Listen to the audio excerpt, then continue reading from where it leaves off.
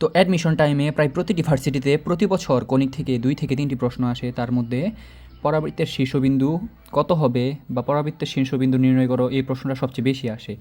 তো Y square plus 4x plus 2y minus 8 পরাবৃত্তের শীর্ষবিন্দু কত হবে। তো প্রথমে আমরা ওয়াই স্কোয়ার, যেটার পাওয়ার আর কি 2 আছে, তো সেটাকে লিখবো। আর এটা ওয়াই স্কোয়ার আছে, তো ওয়াইয়ের সাথে আরেকটা ওয়াই কত আছে সেটা আমরা লিখে নিব এখানে, যে 2y ইকুয়াল টু 0 লিখে নিব। তো এখানে এটার অন্তরীকরণ করে দিব। তো 2y প্লাস 2 ইকুয়াল টু 0। তো এখানে 2y equal to minus 2, Y equal to minus 1। তো এখানে ওয়াই ইকুয়াল টু মাইনাস 1 হবে। তো এখন একটা জিনিস আমরা খেয়াল করি যে অপশনগুলোর মধ্যে মাত্র এ নাম্বার অপশনটাতে ওয়াই এর মান -1 আছে। তো আমরা নিশ্চিন্তে এ নাম্বার অপশনটা উত্তর দিয়ে দিতে পারবো, এইটাই হবে উত্তর। তো দ্বিতীয়টা দেখি, x square plus 8x plus 2y plus 7 equal to 0 পরাবৃত্তের শীর্ষবিন্দু কত।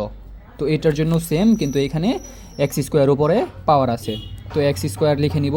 আর এক্স স্কোয়ারের উপরে যেহেতু পাওয়ার আছে তার সাথে আবার 8x লিখে নিতে হবে ইকুয়াল টু 0। তো এটারে অন্তরীকরণ করে দিলে 2x plus 8 equal to 0। 2x equal to -8, সুতরাং x ইকুয়াল টু -4। তো x ইকুয়াল টু -4 দুইটাতে আছে, 2 নম্বর অপশনে আর 3 নম্বর অপশনে। এই জন্য আমাদের এখন ওয়াইও বের করে নিতে হবো। তো এক্সের যে মান পাইছি -4, এইটা উপরের সমীকরণটাতে বসাই দিতে হবো।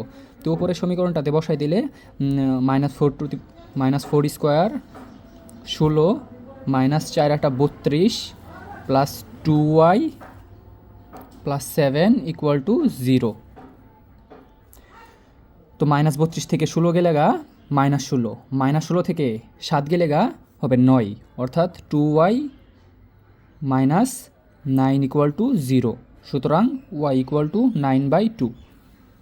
তো আমরা দেখতে পাচ্ছি যে 3 নম্বর অপশনটাতে y ইকুয়াল টু 9/2 আর x এর মান -4। তো এটাই হবে উত্তর। তো এভাবে শর্টকাটে খুব সহজেই তোমরা অঙ্কগুলো করে ফেলতে পারবে।